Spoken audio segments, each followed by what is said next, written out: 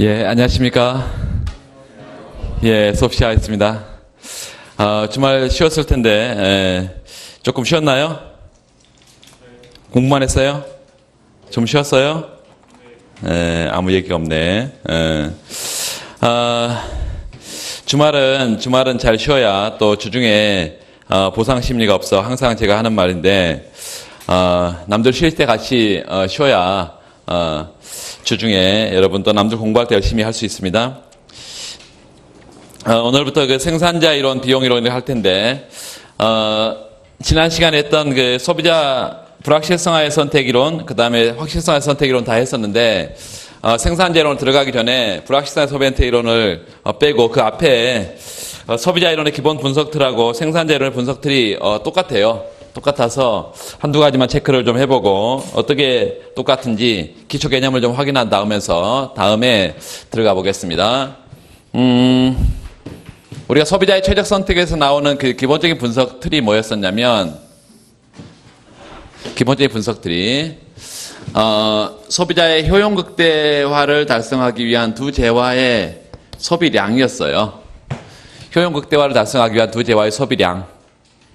이 효용이라는 것은 뭘로부터 왔냐면 X, Y 두 재화 소비로부터 왔었고, 그리고 무조건 이제 두 재화를 많이 소비하면 효용이 높아진다 그랬는데 항상 제약이 있다 그랬어요. 그래서 제약 함수가 있었어. subject to. 어떤 제약 함수가 있었냐면 예산 제약인데 그 예산을 가지고 X제에 소비하고 Y제에 소비하는 형태로 이렇게 예산 제약이 있다 그랬어요.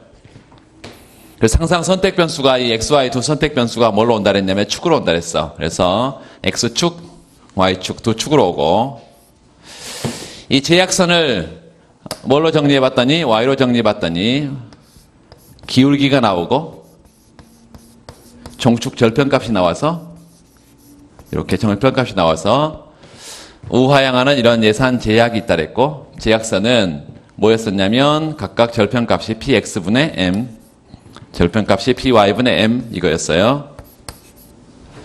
이런 제약하에서 이 효용함수를 무차별 곡선이라고 표현해가지고 바깥으로 밀어내는데 어디까지 밀어냈다? 이렇게 접할 때까지 밀어내면 가장 주어진 예산을 가지고 효용이 가장 커진다 그랬고, 그때 x제, y제 소비량을 각각 x 스타, y 스타 그러면 이게 효용 극대화를 달성하는 두 재화의 소비량, 그래서 이거를 x제의 보통수요, y제의 보통수요 이렇게 말했단 말이죠. 보통수요. 그리고 이거 이제 이 효용 극대화를 달성하는 점을 우리가 2점이라고 했을 때 여기서 어떤 조건이 충족된다 그랬냐면 무차별 곡선의 접선의 기울기하고 MRS, 무차별 곡선의 접선의 기울기 정확히 표현하면 절대값인데, 이런 객관적인 교환 비율 PY분의 PX 이거와 맞아떨어진 상태에서 주관적인 교환 비율과 객관적인 교환 비율이 맞아떨어지면 이게 효용 극대화의 최적 조건이라 그랬고, 세 가지 조건이 필요하다 그랬습니다. 하나는 내부 해고, 두 번째 미분 가능하고, 세 번째 원점에 대해서 볼록한, 이 세 가지 조건이 충족된 상태에서 효용 극대화 조건이라 그랬고, 자, 이렇게 무차별선을 더 안쪽에 하나 그려보면 이건 효용 극대화가 달성되지 않은 상태의 점을 우리가 이런 점 한 점 찍어서 왜 효용 극대화가 달성되지 않느냐 그랬더니 이 효용 극대화 조건이 충족이 안 된다, 이 점에서는. 왜냐하면 F점에서 MRS를 그려보면 이렇게 돼 있고, 그리고 예산선의 접선의 기울기는 이거기 때문에 이게 맞아떨어지지 않으면 효용 극대화가 달성되지 않는다 이랬어요. 이런 점에서는. 그래서 기본적으로 이 효용 수준이 일정한 궤적, 이거를 무차별 곡선이라 그랬고, 기본적으로 우리가 효용 함수는 무차별 곡선으로, 그리고 제약 함수는 예산선으로, 그리고 선택 변수는 두 평면의 축으로 이렇게 왔었고, 이걸 분석하기 위해서 MRS라는 이런 개념, 소비의 대체율, 한계 대체율이라는 개념을 우리가 활용했었는데, 생산자 이론도 이거하고 완전히 똑같은 개념들이 나옵니다. 자, 보시면 생산자 이론은 어떻게 생겼냐면, 생산자 이론은 맥시마이즈, 뭘 극대화할까요? 생산은 말 그대로 산출량을 극대화한다. 산출량을 산출량을 극대화해. 그 산출량을 보통 Q라고 쓰는데 Q, 산출량, 퀀터티. 이 산출량은 뭘로부터 오냐면 노동과 자본의 투입을 통해서 산출량을 생산해냅니다. 노동 자본의 투입을 통해서 산출량을 생산을 해. 그래서 내가 노동을 몇 개, 자본을 몇 개 쓸 건가가 선택이야. 산출량을 내가 극대화, 맥시마이즈 하기 위해서 내가 노동과 자본을 몇 개씩 쓸 거냐. 그런데 많이 쓰면은 뭐 산출량이 늘겠죠. 많이 쓰면. 그런데 항상 제약이라는 게 있다. 어떤 제약이 있나? 비용 제약이라는 게 있다. 비용. 그 비용은 TC, 토탈 코스트 이렇게 부르는데 총 비용 오늘 하나씩 다 할 거예요. 이 토탈 코스트, 총 비용이라는 것은 내가 노동을 사용하게 되면 노동 비용이 들고 자본을 사용하면 자본 비용이 드는데 이게 다 하나씩 할 거니까요. 노동은 노동 임금에다가 고용량을 곱하면 노동 비용이 되고 그리고 자본의 임대료 이거에다가 자본 고용량을 곱하면 자본 비용이 돼요. 이 총 비용이 일정하게 유지된다는 제약하에서 이 제약하에서 내가 산출량을 가장 크게 하는 게 생산자의 행동 원리다 이것입니다. 그래서 이거는 무슨 극대화? 효용 극대화. 이건 무슨 극대화? 산출량 극대화. 산출량 극대화. 물론 이것도 그래프를 그려보면 똑같이 노동자본 평면 이 두 선택 변수가 축으로 온다 그랬어요. 노동자본 평면에.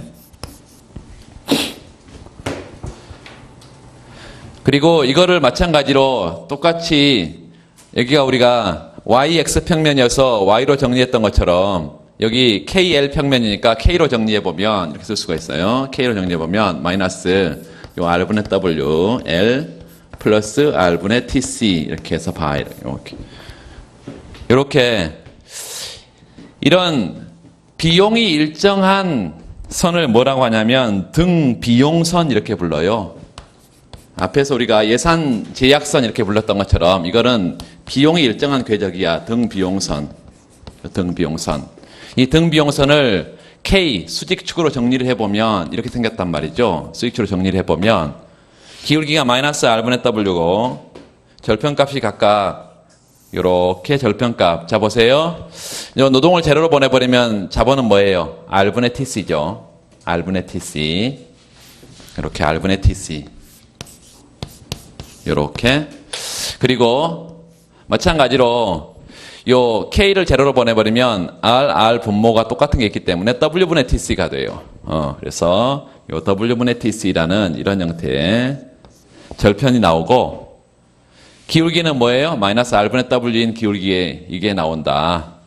자, 그래서 이런 등비용선, 이 비용 제약하에서 산출량을 가장 크게 하는데 이런 산출량을 대표하는 요 생산함수인데 이게요. 앞에는 효용함수였고 이 생산함수를 대표하는 곡선이 등량곡선이 나온다. 등량곡선. 우리가 이게 무차별곡선 나오는데 여기 무차별곡선. 여기에 이제 효용함수를 대표하는 인디퍼런스 커브 무차별곡선을 우리가 보았던 것처럼 생산에도 똑같은 산출량을 대표하는 등량곡선이라는 게 있다. 이게 이제 생산의 무차별곡선이라고 또 말합니다. 이따 교과서에도 이렇게 표현을 보셨을 거예요. 생산의 무차별곡선인 아이소 퀀트 커브, 보통 그렇게 말하는데 아이소 퀀트 커브이라고 말하는데 이게 무차별곡선은 보통 IC라고 보통 많이 씁니다. 그런데 아이소 퀀트 커브는 등량곡선은 IQ라고 보통 잘 쓰지는 않아. 그래도 여러분 일단 그렇게 이해만 하시고 간단하게 이렇게 그냥 써놓겠습니다. 아이소 퀀트 커브다. 등량곡선이다. 이 등량곡선으로 대표가 되는데 주어진 비용하에서 가장 바깥쪽으로 밀어내면 이렇게 가장 바깥쪽으로 밀어내면 접하는 점이 있고 요게 이제 주어진 비용을 가지고 가장 많이 생산을 하는 거예요. 그 생산량을 우리가 Q0라고 할 수 있고 Q0. 요 생산량으로 대표된다. 이때에 산출량을 가장 많이 생산하는 노동이 있잖아요. 그리고 자본, 이 노동 자본의 투입량인데 이걸 뭐라고 그럴까요? 책을 읽으신 분? 우리 이게 보통수라고 그랬어. 이거 뭐라 그래?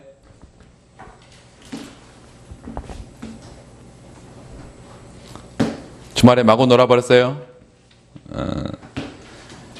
요 주어진 비용 제약하에서 산출량을 가장 극대화하는 거 우리가 뒤에서 우리가 비용 극소화의 경로가 두 개가 있습니다. 뒤에서 할 거예요. 두 가지 경로가 있는데 이 비용 극소화 조건을 달성하는 이 노동 자본을 뭐라고 하냐면 조건부 요소 수요라고 이렇게 부릅니다.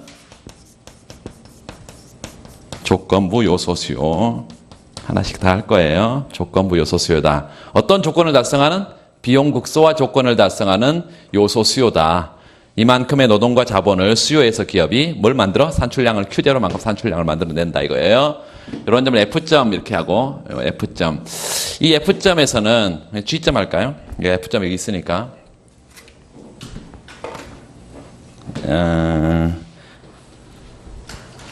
G점을 여기다 G점이라 하고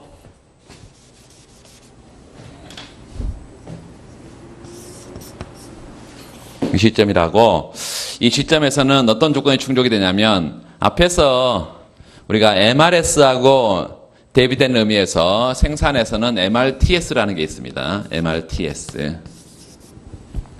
이 MRTS 하참자는 물론 LK이고 이거와 요게 MRTS가 뭐냐면 등량선의 접선의 기울기예요.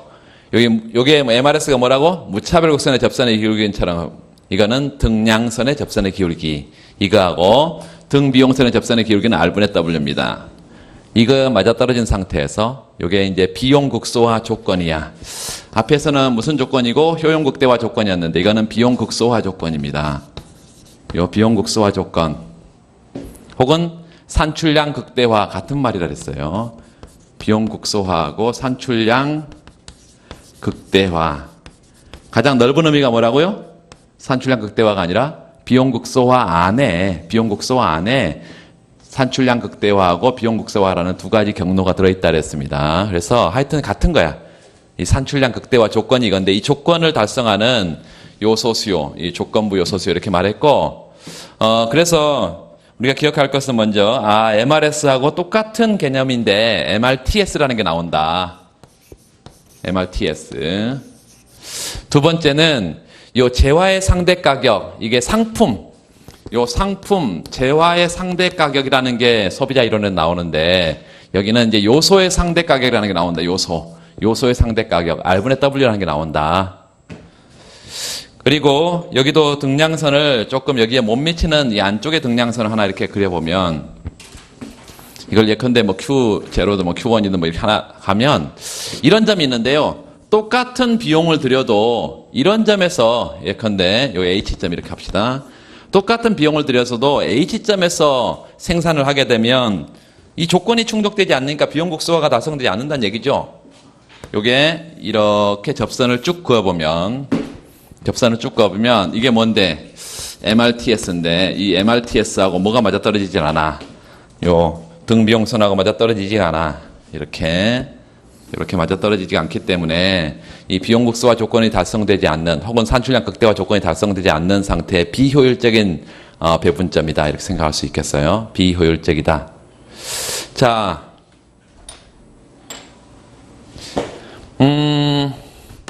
여기서 우리가 ICC라는 개념을 봤었어요. ICC. Income Consumption Curve. ICC가 뭐였죠? 뭐가 변함에 따라 나타나는 소비 선택점의 궤적? Income. 소득이 변함에 따라 나타나는 소비 선택점의 궤적. 뭐가 주어져 있는 상태에서? 그렇지. 상대 가격이 주어지는 상태에서 소득 변화 시 나타나는 소비 선택점의 궤적. 여기도 마찬가지예요. 여기는 상대 가격이 뭐라고? R분의 W야. 이 R분의 W가 주어져 있는 상태에서 바깥쪽으로 쭉 이런 걸 밀어낼 수 있을 텐데 이제 사실은 이제 여기에요. 산출량이 주어져 있는 상태에서 비용 극소화의 궤적인데 이렇게 바깥으로 쭉 이런 것들을 이렇게 만나는 두 점이 만나는 궤적들을 밖으로 쭉 밀어내서 그 점들을 연결한 것을 뭐라고 한다고? 확장 경로, expansion path다. 그래서 여기 소비자 이론에서 ICC와 비견되는 대응되는 의미의 expansion path다. 확장 경로라는 게 있다. 이거 확장 경로, expansion path, 확장 경로. 이 소비자 이론에서는 장단기라는 구분이 없습니다. 단기와 장기 구분이 없어. 이제 생산자 이론에서부터 이제 단기, 장기 개념이 나오고 시장 조직론에 가면 또 단기, 장기 개념도 나오고 거시경제학 가면 또 장기, 단기 개념이 나오는데 소비자 이론에서는 여기도 이제 나중에 이 확장 경로도 단기 확장 경로, 장기 확장 경로 이런 것들을 나누는데 나누는 기준은 뭐 너무나 간단해. 요소가, 생산 요소가 고정돼 있냐? 생산 요소가 다 가변 요소냐? 이게 장단기의 구분 기준이에요. 자, 어디를 보시냐면 223페이지 교과서 223페이지 생산기술의 기초적 논의 그래가지고 거기 생산 요소와 고려되는 기간 여기가 이제 단기 장기 얘기가 나와요. 거기 다 224페이지 넘어가 보시면 생산 요소가 뭐냐 거기 고정 투입 요소, 가변 투입 요소다 밑줄. 고정 투입 요소가 뭐라고? 요소 투입량이 고정되어 있는 거예요. 산출량은 그 가변 투입 요소는요.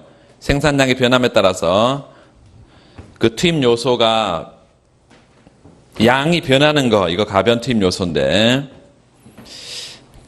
이 고정 투입 요소, 가변 투입 요소 체크를 하나 해두고 두 번째 그 다음 단락에 둘, 넷, 단장기 다음에 3번 각주 옆에 붙은 거기서 밑줄 그었어요. 생산자 이론에서 단장기의 구분은 장단기 구분은 단지 고정 투입 요소가 존재하느냐 여부에 의해 이루어지고 모든 생산 요소 밑줄 모든 생산 요소가 자유롭게 투입량이 변하면 장기라고 부르고 하나 이상의 생산 요소 투입량 고정 밑줄 하나 이상의 생산 요소 투입량이 고정되어 있다면 이걸 단기라고 부르다. 그래서 장기는 걔는 긴 기간, 단기는 짧은 기간 뭐 이러면 경제학 이 생산자 이론의 첫 페이지가 안 읽은 거예요. 그렇죠? 말 그대로 단기가 뭐야 그러면 짧은 기간이 단기잖아요. 경제학을 공부한 사람은 그렇게 얘기하는 게 아니라는 거죠. 예? 그래서 고정 투입 요소가 있냐 없냐 이게 단장기의 구분 기준이다. 두 번째 그 생산함수에 대해서 나오는데 그 8.1 다음 페이지 넘어가 보세요. 226페이지 8.1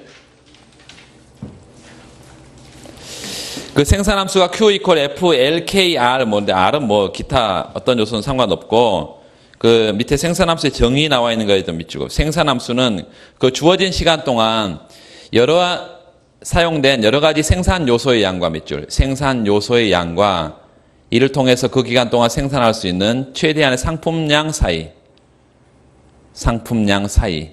그래서 기본적으로 요소 투입량과 산출량 간의 관계예요. 요소 투입량과 산출량 간의 관계 써나 요소 투입량과 산출량 간의 체계적인 관계 이게 생산 함수다.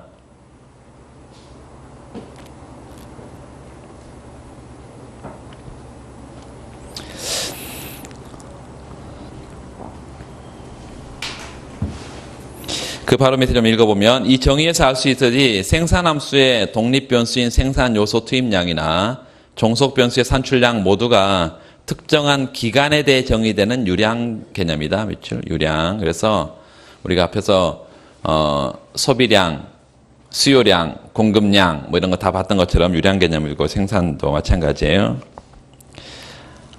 총생산, 평균생산, 한계생산 이런 것들이 나와 있는데 자, 그 그래프를 잠깐 보세요. 227페이지. A점과 원점 5를 연결한 게 있죠. 이게 무슨 기울기라고 부른다고 앞으로? 원점에서 빠져나오는 곡선과 원점 한 점을 연결한 것을 원점 기울기다. 앞으로 이렇게 부르겠습니다. 원점 기울기. 항상 이거는 평균이에요.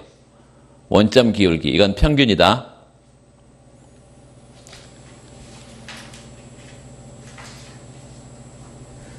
그리고 거기 그 A점에서 접선이 그려져 있죠. 접선. 이게 접선 기울기 써나 접선 기울기. 자, 그러면 A점에서는 원점 기울기가 커요? 접선 기울기가 커요? 접선의 기울기가 크죠? 쭉 아래로 내려보면 그 각도가 접선의 기울기 각도가 크잖아요. 그렇다면 저기 R점 한번 가보세요. R점. R점에서는 원점 기울기하고 접선 기울기가 같아요, 달라요? 같죠? 그러니까 이제 원점 기울기는 평균이고 접선 기울기는 한계인데 평균과 한계가 그 R점에서는 같고 A점에서는 어떻다는 얘기예요? 점점 이제 원점 기울기하고 접선 기울기를 비교를 해서 하나씩 할 텐데 일단 한번 봅시다. 여기 첫 번째 지금 이게 기초를 참 받고 두 번째는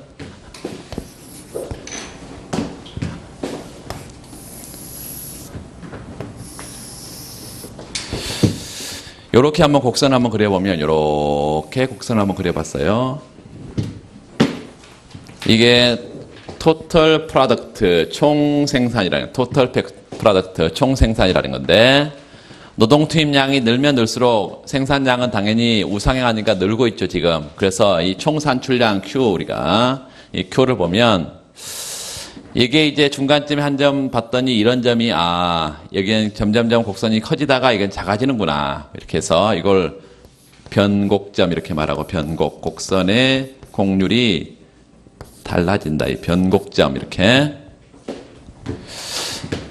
자 보면 여기서 우리가 A점이 아까 이런 데가 있었는데 A점 이런 데가 있었는데 여기 보니까 원점하고 연결을 한 거하고 여기 접선하고 보면 항상 여기서는 접선 기울기가 더 큰 형태로 이렇게 나타나 있고 이 원점 기울기가 계속 어디까지? 여기에 만나는 점 이렇게 한번 생각해 봅시다. 이렇게 원점 기울기가 여기까지 갈 때까지는 점점 커지는데요.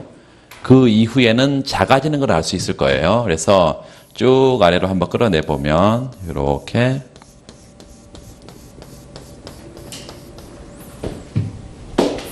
우리가 개형만 한번 그려보자고요. 개형만. 여기서는 원점 기울기가 낮은 상태에서 점점 커지다가 여기서 가장 커지고 그 다음엔 더 작아져. 그래서 이런 형태로 쭉 커지다가 이렇게 작아지는 형태로 이렇게 그려볼 수 있다.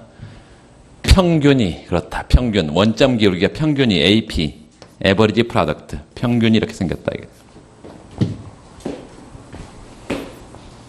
제가 그런 얘기를 했잖아요. 이 평균이 점점 올라간다면 항상 추가적으로 들어온 애는 더 높은 애가 더 높은 애가 있다. 그래서 한계는 위에 있다. 이게. 평균이 올라가는 구간에서 한계는 방식이 위에 있어. 그 다음에 평균 떨어지는 구간에서는 어떻고 한계는 아래가 있고 이렇게 뭐 이랬다 이거예요. 그러니까 우리 개형은 바로 그릴 수 있어 이렇게. 그래서 이게 보면 이제 파란색으로 우리가 한번 생각해 보면 접선의 기울기는 어때요? 점점 낮은 상태에서 점점 커지죠. 이렇게 커져. 이렇게 커져. 쭉 어디까지 커져? 여기까지. 그리고 그 다음부터는 다시 작아져 이렇게 작아지죠 접선이. 그렇죠? 그래서 요 어디까지 여기 I 변곡점까지는 점점 커지다가 그 다음에는 작아지는 걸 알 수 있어. 그런데 여기서 같아야 되니까요. 요 점을 한 점을 찍어 놓고요. 위에서 떨어져야지 여기로 통과하겠지. 그렇죠? 그래서 이렇게 그려볼 수가 있다. 이렇게 쭉 이렇게 그려볼 수가 있다.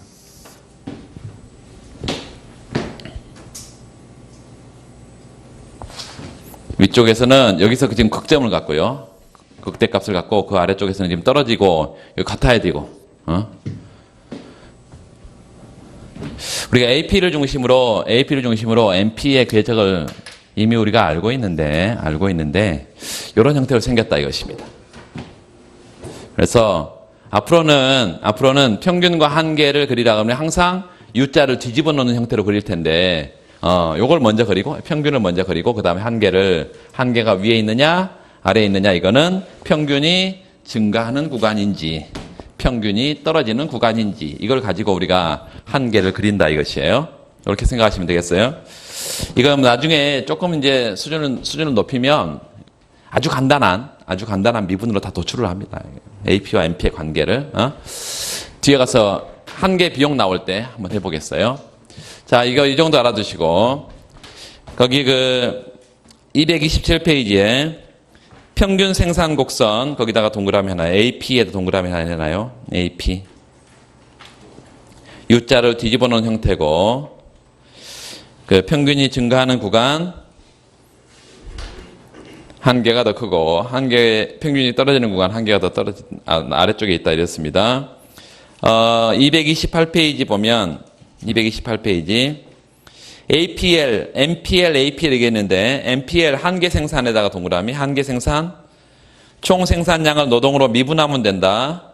그 8.3에다 별표 하나 해두고 8.3 그리고 그 한계 생산의 개념에다가 밑줄 그으세요. 마지널 프로덕트라는 건 뭐냐?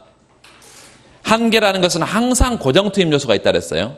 그래서 거기 밑줄 다른 생산 요소의 투입량이 고정된 상태에서 노동 투입량만 한 단위 증가시켰을 때 나타나는 산출량의 증가분.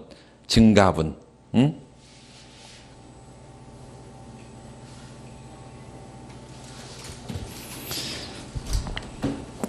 자, 229페이지 가면 229페이지 한계 생산 곡선을 어떻게 만들었냐 이렇게 되어 있는데 총 생산 곡선의 밑줄 그래서 이렇게 총 생산 곡선의 두 번째 줄에 각 점에서 접선의 기울기를 구해서 한계 생산 곡선을 만든다. 접선의 기울기를 쭉 연결한 거란 얘기예요. 그 평균 생산에다 밑줄 평균 생산 노동 한 단위당 산출량 밑줄 노동 한 단위당 산출량 이게 평균 생산이고 그 8.4 보면 산출량 Q를 노동으로 나눈 거예요. 평균 생산도 어떻게 도출하냐 도출이 중요한 게 아니고 개념을 알아두시면 되겠습니다. 방금 다 설명드렸고 자, 그 다음에 230페이지 한계 생산 체감의 법칙 한계 생산 체감의 법칙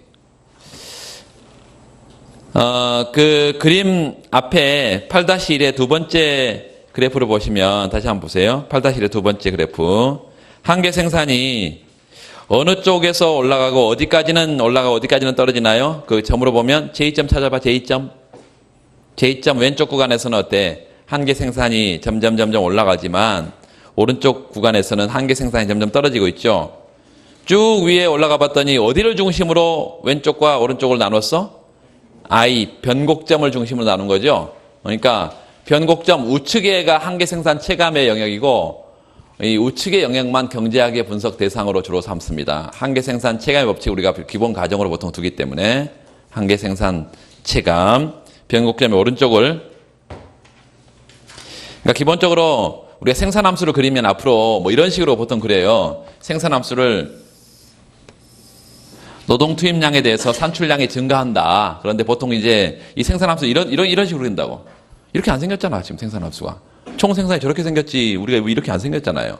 그런데 이런 구간만 경제학적으로 의미가 있는 구간이기 때문에 우리가 총 생산함수를 이렇게 앞으로 그립니다. 그래서 한계 생산 체감의 법칙이 성립되는 생산함수를 가정한다. 보통 이렇게 얘기한다고요. 이해되세요? 변곡점 오른쪽만 우리 주로 관심 대상으로 갖는다. 그게 이제 그 뒤에 나와 있고 한계 생산 체감의 법칙이라는 거에 그 생산 기술이 두 가변 요소 투입 거기 8.3 보세요. 두 가변 투입 요소의 경우 이 말은 장기란 얘기예요, 단기란 얘기예요. 장기란 얘기죠. 이제 고정 투입 요소가 없는 가변 투입 요소만 존재하는 장기의 상태다.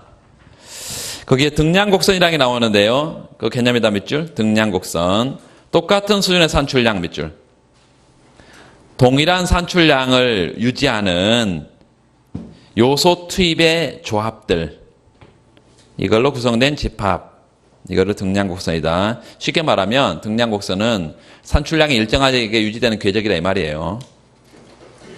뭐 생산공명에서 쓸 때 얘기고. 자, 그 다음에 232페이지 가보시면 232페이지 등량선을 보면 노동자본 평면이고 Q가 10단위, Q가 20단위, Q가 30단위 이렇게 밖으로 등량선은 어떻게 생겼어요? 기본적으로 무차별성과 똑같아. 밖으로 나갈수록 더 높은 산출량을 대표한다.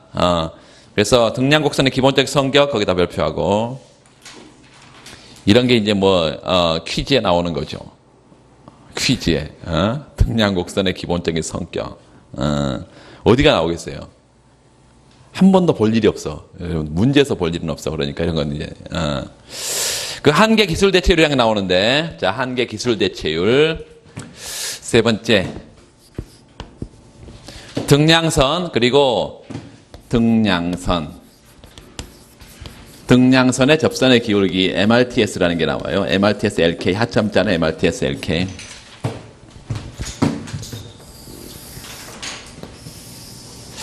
노동과 자본 평면에 LK 평면 노동 자본 평면에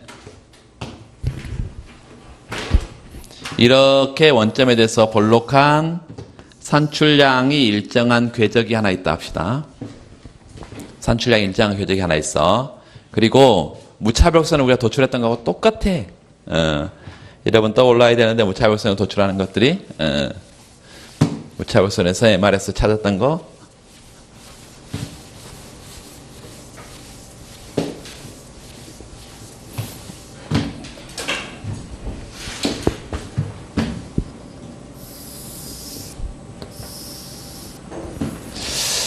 무차별선은 어떤 평면이었냐면 XY 두 제곱 평면이었어요. XY 두 제곱 평면이었고 요렇게 원점에서 볼록한 뭐가 있었어? 효용이 일정한 궤적이 있었어요. 효용이 일정한 궤적.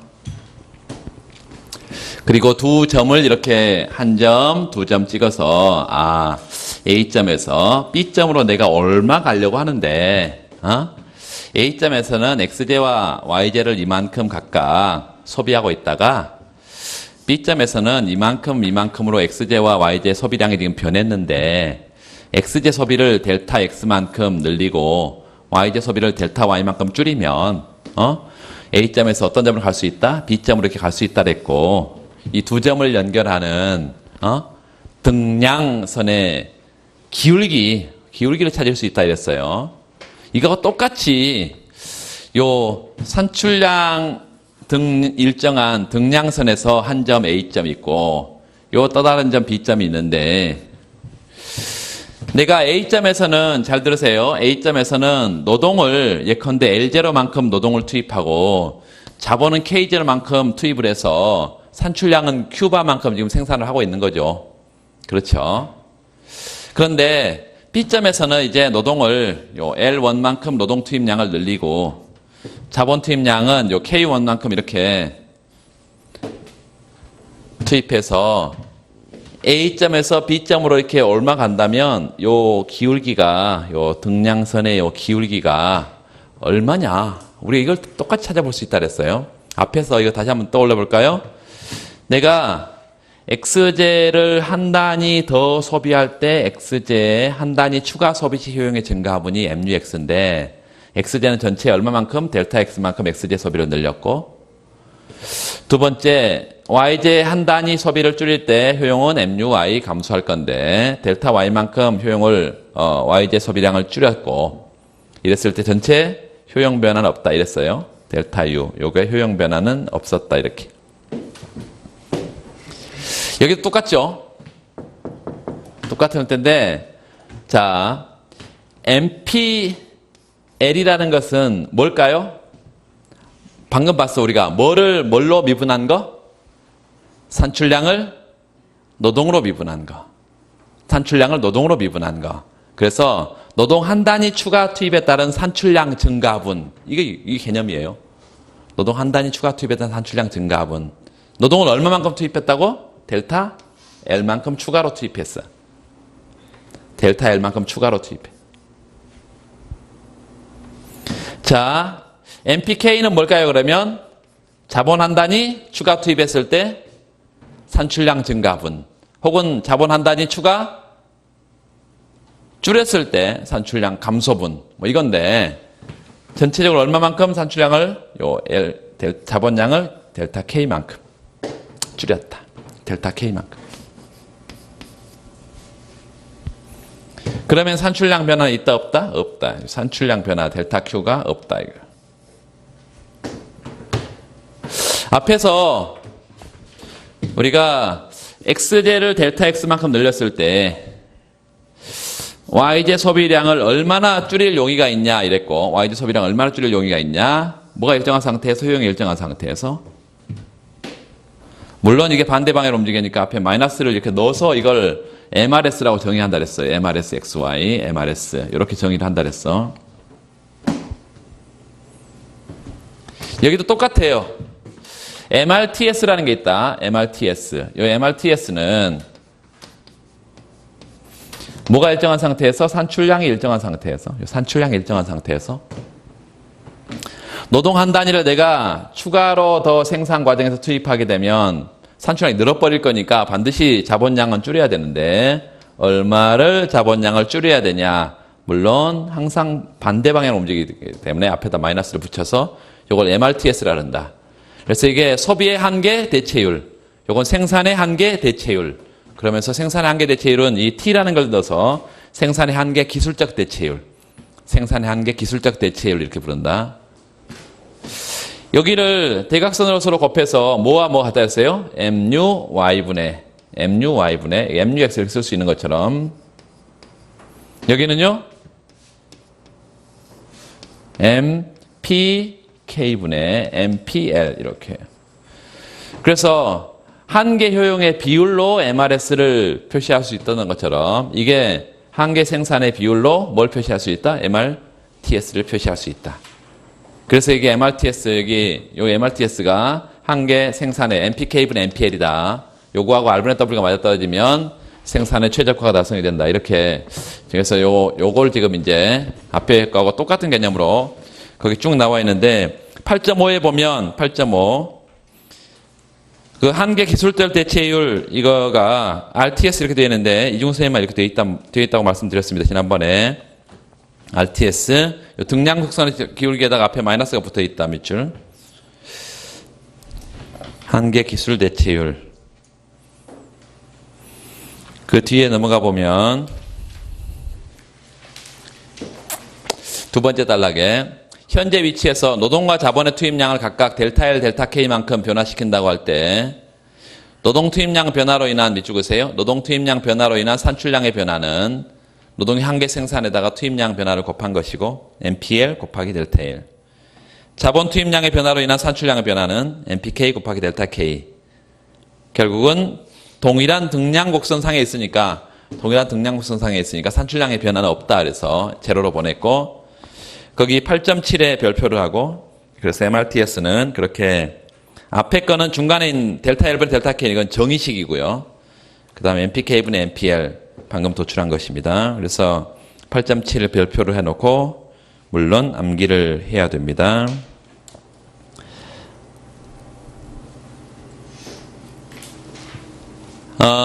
등량곡선의 그 5가지 성질 앞에 그 232페이지 그 체크를 다 해서 무차별수랑 완전히 똑같습니다. 5가지 성질 그 별표해 놓고 당연히 이렇게 기억해야 되고 그 다음에 234페이지 제일 밑에 거기 한계 기술 대체율 체감의 법칙 언제만 이게 체감할까요? 똑같아요. 여기 우리가 이런 식으로 요 접선이 점점 작아진다고 이렇게 표현했던 것처럼 여기도 마찬가지죠. 이렇게 작아진다면 접선의 기울기가 점점 작아진다면 이게 원점에 대해서 볼록한 등량선이어야만 된다.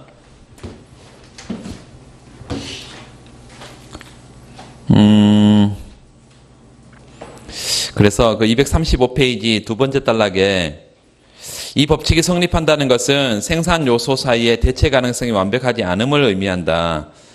이거 이제 뒤에서 좀 더 자세하게 얘기할 거고 등량선이 뭐 선형으로 우리가 앞에서 무차별선이 선형이면 두 재화에 대해서 완전 대체제라고 그랬죠. 두 재화가 여기도 마찬가지예요. 여기 재화가 아니라 요소잖아요. 그래서 요소가 완전 대체되면 완전 대체적인 요소면 이게 선형으로 나올 건데 저렇게 완전히 볼록해야만 이 접선이 이거 점점 작아지지 이렇게 작아지지 이 선형이면 어때요?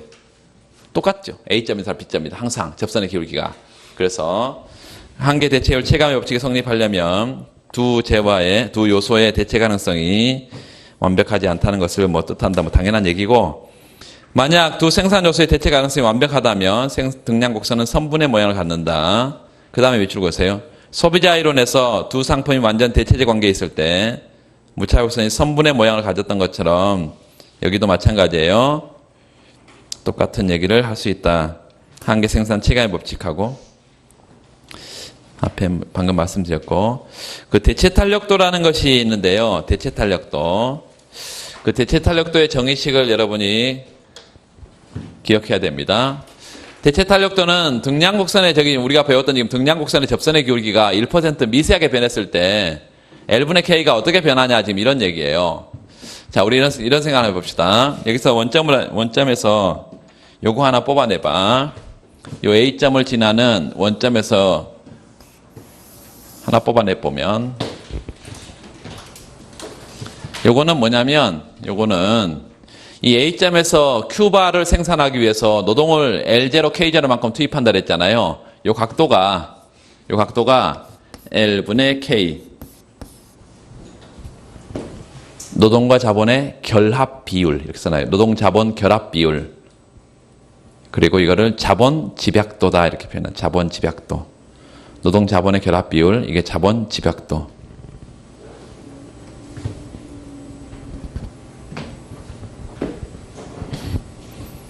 어디서 자본 집약도일까요? A점의 자본 집약도지.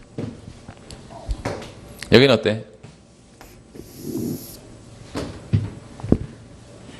L분의 K 노동이 훨씬 더 많이 들어가고 자본이 적게 들어가는 B점에서의 자본 집약도겠죠. 자본 집약도 어떻게 표현된다? 각도로 표시가 된다. 각도로. 이 각도로 자본 집약도가 표시가 된다.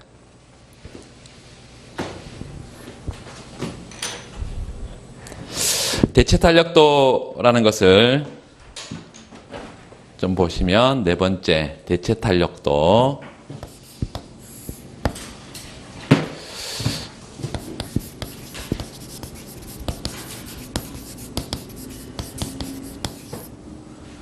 이 대체 탄력도라는 것은 시그마라고 보통 쓰는데 시그마. 시그마는 방금 얘기한 대로 등량선에 방금 배운 등량선의 접선의 기울기가 1% 변했을 때 1% 변한다는 것은 미세하게 변한다는 거예요. 비율이. 등량선의 접선의 기울기는 뭔데? MRTS인데 MRTS가 이렇게 미세하게 변했을 때 1% MRTS 분의 DMRTS 미세하게 이렇게 변했을 때 방금 본 L분의 K 요소 결합 비율이 얼마나 민감하게 반응을 하냐 L분의 K가 요런 개념입니다. 대체 탄력도는 뭐라고?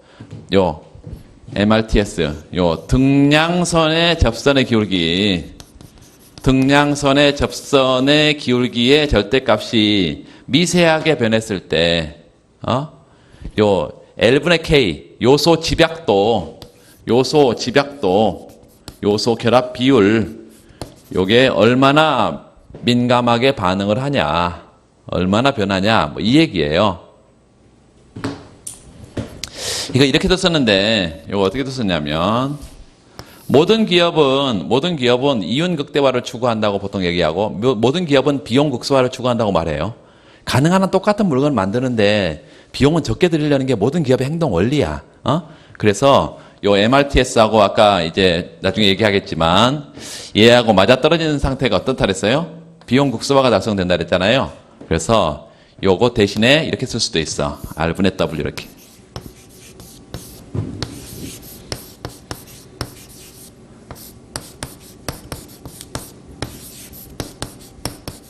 이렇게도 쓸 수 있다.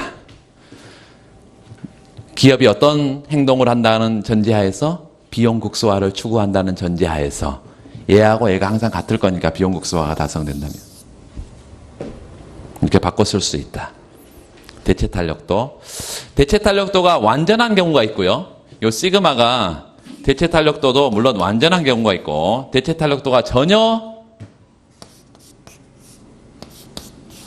없는 대체 탄력성이 전혀 없는 0인 경우도 있고 여기 특이한 경우로 1인 경우도 있고 대체 탄력도가 완전한 경우도 있고 다 시그마 값이 이런 경우가 있을 수 있습니다. 이런 경우들이. 자, 그 중에 우리가 가장 관심을 가져야 되는 것은 이제 1인 경우하고요. 1인 경우하고 0인 경우예요. 노동과 자본이 여러분 생각을 해보세요. 만약에 노동 한 단위도 10,000원이고 자본 한 단위도 10,000원인데 내가 노동 자본 한 단위를 가지고 내 물건을 지금 만들어 왔어 그동안. 그런데 임금이 좀 더 비싸졌네. 노조가 아주 강성 노조가 돼가지고 협상력이 커져서 임금이 20,000원이 됐어. 그러면 당연히 기업은 비용 극소화를 추구할 거니까 노동자를 좀 적게 쓰고 자본을 더 많이 쓰려고 할 거 아니에요. 그런데 생산함수의 특성상 이게 안 되는 경우도 있어. 생산함수의 특성상 노동과 자본을 방금 노동이 비싸지면 노동을 적게 쓰고 자본을 더 많이 쓸 텐데 기본적으로 생산함수가 노동 자본을 똑같이 결합을 해야 물건을 만들어내는 이런 생산함수도 있다니까. 그게 뭐겠어요? 그렇지, L자, 레온티F지. 소비자 이론에서 우리가 L자 봤던 것처럼 재화 간의 대체가 전혀 없었잖아. 그런 것처럼 여기도 마찬가지. 생산함수에도 L자형의 생산함수라는 게 있어요. 생산함수에서 이제 우리가 세 가지 앞에서 구체적으로 들어가지 않았는데 이 소비함수, 효용함수에도 세 가지 효용함수가 있고 가장 대표적인 게 생산함수에 대한 대표적인 세 가지 생산함수라는 게 있습니다. 자, 뭐 이런 것들이 있어요. 예를 들어서 한번 봅시다. 참고로 LK 평면에 비용국산은 조금 이따 할 거고요. LK 평면에 이런 형태로 뭐가 있냐면 아까 요 기울기가 뭐라 했어? R분의 W야. R분의 W.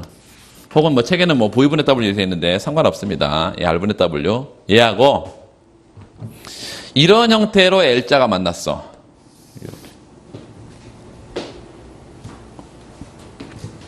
이 점에서 내가 예컨대 큐바라는 물건을 만들어내기 위해서 노동을 이만큼, 자본을 이만큼 투입한다고 생각을 해봐. L0만큼, 그리고 K0만큼 노동 자본을 투입해서 물건을 만들어내. 그런데 요 R분의 W가 요소 상대 가격이 커졌어. 요렇게.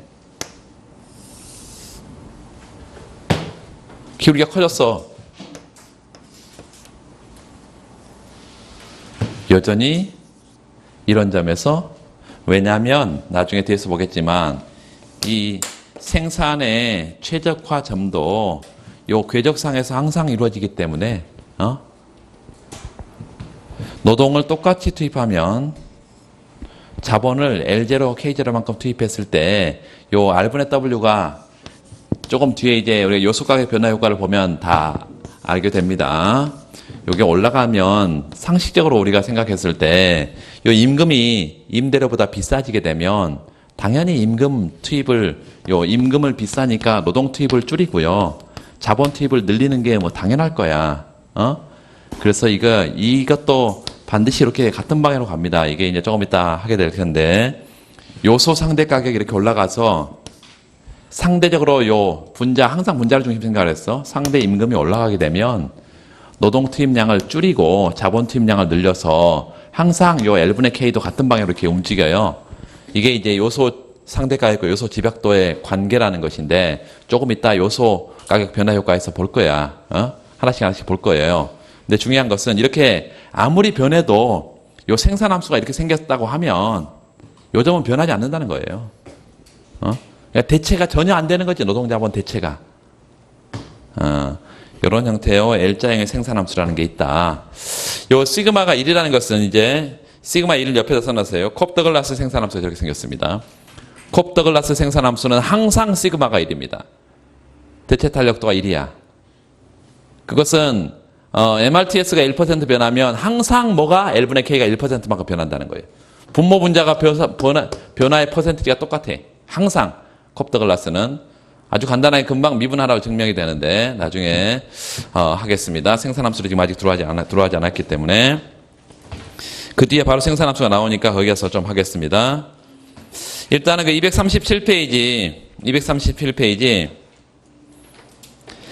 그 RTS 0에서 RTS 1으로 이렇게 한 번 변한 것인데 그 오른쪽과 왼쪽은 MRTS 분모의 변화는 똑같은 거예요.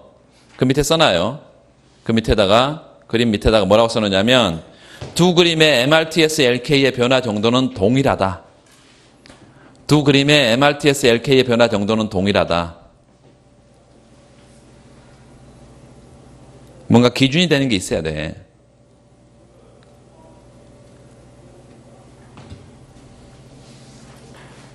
그런데 똑같이 이렇게 MRTS가 변해도 L분의 K는 엄청나게 크게 지금 바뀌고 있는데요. 오른쪽 보면 시그마가 큰 경우와 작은 경우가 엄청 크게 다르죠, 지금.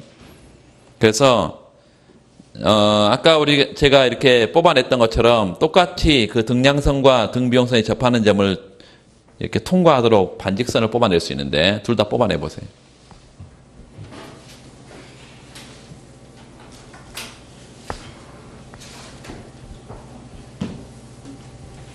둘 다 그걸 뽑아내고 각도를 표시해놔.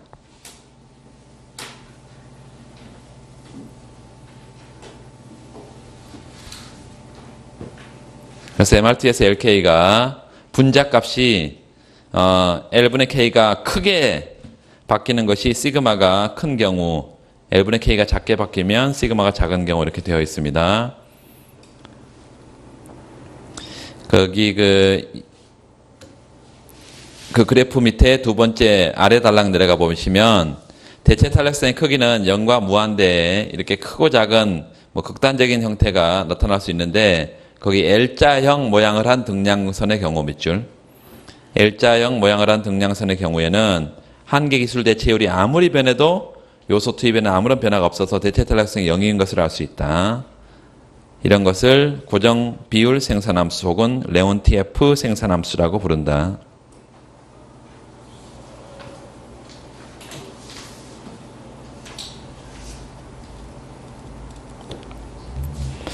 그렇게 일단 해놓고 그 정도 하고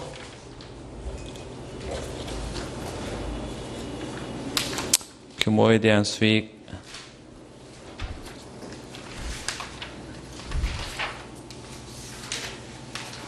규모에 대한 수익을 더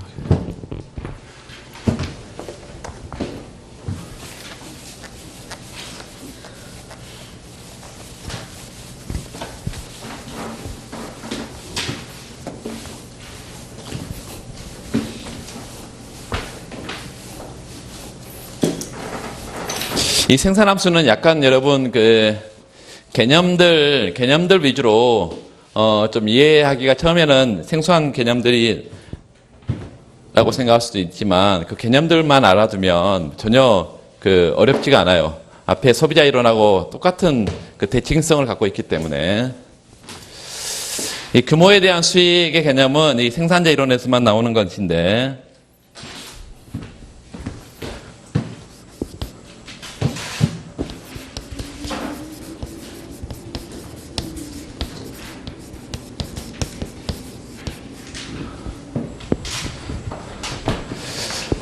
규모에 대한 수익은 요 산출량이 노동자본의 투입을 통해서 결정된다 그랬어요. L과 K의 투입을 통해서 노동자본의 투입을 통해서 산출량이 결정된다 그랬어. 그래서 기본적으로 이 요소 투입량과 요소의 투입량과 산출량 간의 관계예요. 요소 투입량과 산출량 간의 관계. 그래서 기본적으로 이게 생산함수, 아까 우리가 밑줄 그었는데 생산함수가 이 요소 투입량과 산출량 간의 관계가 생산함수라 그랬잖아요. 그런데 한 단계 더 나가서 이제 요소 투입량이 변했는데 산출량이 얼마나 변하냐 이 개념을 우리가 생각해 볼 수 있는데 요소 투입량을 똑같이 두 배 늘렸을 때 산출량이 2배 느냐, 2배 이상 느냐, 2배보다 적게 느냐 뭐 이런 개념이에요. 그래서 요 H배 산출량을 증가를 가져왔다면 요소 투입량을 똑같이 H배 했는데 산출량도 똑같이 H배다? 그러면 요거를 CRS라고 이렇게 부르고 CRS는 규모 수익 불변입니다. 규모 수익 불변. 요소 투입량을 2배 했는데 산출량은 2배 이상 늘었다. 이런 거를 increasing returns to scale, IRS라고 규모 수익 체증이라고 이렇게 부르고 체증, 규모 수익 불변. 반대로 노동자본을 2배 늘렸는데 산출량은 2배 이하로, 2배 미만으로 늘었다. 그러면 이거를 decreasing 규모 수익 체감 이렇게 부릅니다. 체감. 그래서 규모 수익은 이 세 가지 IRS, CRS, DRS 이 세 가지의 형태가 있고 조금 더 이제 구체적으로 좀 봐보면 조금 더 구체적으로 수식으로 한번 우리 생각을 해봅시다. 동차함수라는 것을 지난번에 봤어. 동차함수라는 것을 산출량이 Q 있고 산출량이 이렇게 펑션 함수 표시입니다. 노동과 자본을 통해서 물건을 만드는 이런 생산함수다. 그러면 이 생산함수를 통해서 노동자본을 동시에 H배 해보자. 그때 산출량은 Q 프라임,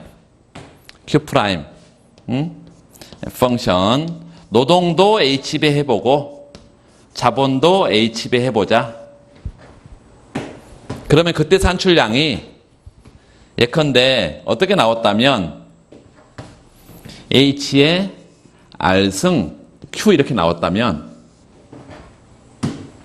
이거를 알차 동차 생산함수라고 이렇게 부른다. 알차 동차 생산함수라고 이렇게 부른다. 이게 개념 정의예요. 정의식이야. 만약에 노동과 자본을 똑같이 2배 늘렸는데 산출량이 2의 R승 뭐 이렇게 나왔다. 그럼 이게 알차다 이것입니다. 이게 알차 동차 생산함수야. 그런데 만약에 R이 여기서 R이 1이면 R이 1면 1차죠. 1차 동차고 R이 1보다 크면 2차, 3차, 4차 이런 동차 함수인데 R이 1보다 작으면 뭐 0.5차 뭐 이런 것들이 있는데 기본적으로 요 CRS, DRS, IRS는 요 R이 1일 때는 CRS고 다시 말하면 1차 동차는 전부 다 규모 수익 불변의 생산함수고 2배 늘렸는데 산출량도 2배 느는 거니까. 그런데 요 R이 1보다 크다는 것은 2배 늘렸는데 산출량이 3배, 4배 는 거니까 요 R이 1보다 큰 경우는 규모 수익 체증이고 R이 1보다 작으면 규모 수익 체감이고 이렇게 해서 우리가 동차 생산함수를 통해서 규모 수익을 정의할 수도 있다. 그런데 이렇게 정의할 수도 있고 규모 수익을 이렇게 한번 생각해 보세요. 산출량인데요. 산출량인데 노동을 H배하고 자본을 H배했어. 이게 뭐예요? 지금 요거잖아요. 노동을 H배하고 자본을 H배한 그때 산출량이잖아요. 그렇죠? 이것과 노동과 자본으로 구성되어 있는 이 초기 산출량의 H배 이게 같으면요. 뭐고? CRS고. 이게 같으면 CRS고. 요게 더 크다. 그러면 HB 했을 때 그때 산출량이 초기 산출량의 HB보다 더 크다는 얘기죠. 이 초기 산출량을 이렇게 위에 여기다 써놔요. 이게 요소 잘못 생각하면 안 됩니다. 요소 투입량의 증가 속도예요. 요소 투입량의 증가 속도. 이게 산출량의 증가 속도야. 요 산출량의 증가 속도. 일서나 요소 투입량의 증가 속도, 산출량의 증가 속도. 그래서 이 초기 산출량의 H배보다 더 요소 투입을 2배 했더니 그때 산출량이 더 크다. 이게 IRS, 여기 CRS고, 요거는 IRS, Increasing Returns 축의 IRS. 반대로 DRS 이렇게 개념 정의 할 수 있고, 우리가 하나만 한번 생각을 해보면 이 노동자본 평면에 LK 평면에 등량선이 이렇게 그려지는데요. 예컨대 최초의 산출량을 10개, 그 다음에 Q1 새로운 등량선을 표시된 것이 이게 20개, 30개 이렇게 쭉 Q3 이게 30개 이렇게 등량선이 생겼다. 그런데 이 간격이 똑같더라. 그러면 이게 CRS입니다. 규모 수익 불변이야. 이 간격이 똑같아. 그런데 갈수록 간격이 이게 멀어져. 그러면 이게 10개를 생산하는 데 있어서 원래는 10개를 추가 생산하는 데 있어서 노동자본의 투입량이 이만큼 늘었는데 나중에 보니까 훨씬 더 많은 노동자본 투입을 늘려야 똑같은 산출량이 생산된다는 것은 DRS예요, IRS예요? 그렇죠. DRS죠. 그러니까 갈수록 점점 등량선의 폭이 좁아지면 IRS다. 반대로 생각하면 안 됩니다. 폭이 좁다는 것은 똑같은 산출량 10개를 생산하는 데 있어서 더 적은 노동 투입만으로 가능하다는 거예요. 노동자본 투입으로도. 이해되시죠? 그래서 요게 이제 등량 곡선의 간격으로도 써놓고 우리가 이런 거는 그냥 이해를 위한 거예요. 실제로 우리가 이런 걸 가지고 시험을 볼 일은 없어. 그러니까 이해를 위해서 그런 개념이다. 자, 239페이지 규모 수익의 정의를 보시면 규모 수익 정의 읽어볼게요. 그 생산 과정에 투입되는 모든 생산 요소를 밑줄. 모든 생산 요소를 정확히 2배로 늘린다.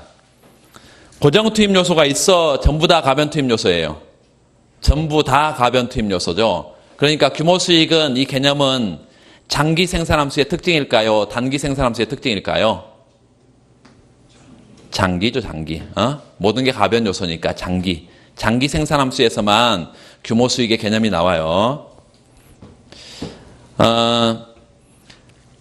거기 일반적으로 정의한다면 거기 규모 수익 불변은 밑줄 긋읍시다. 모든 생산료 수입량을 H배, 산출량도 H배 증가하면 CRS다.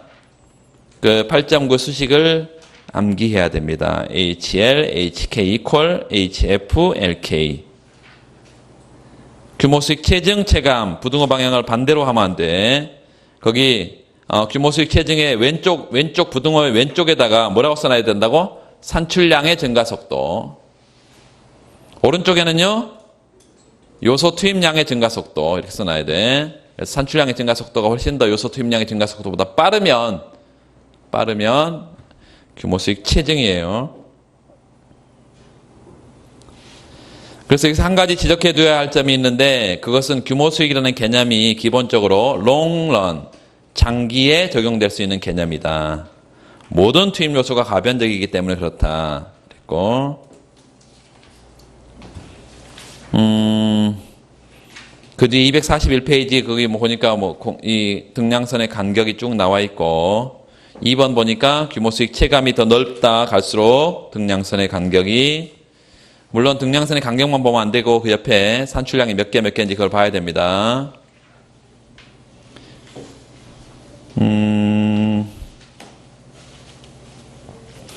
그 다음에 잠깐 쉬고 거기 쉬는 시간에 잠깐 시간이 있으신 분들은 콥더글라 생산함수를 좀 봐두시고 쉬세요. 이제 좀 머리가 아플 수가 있어.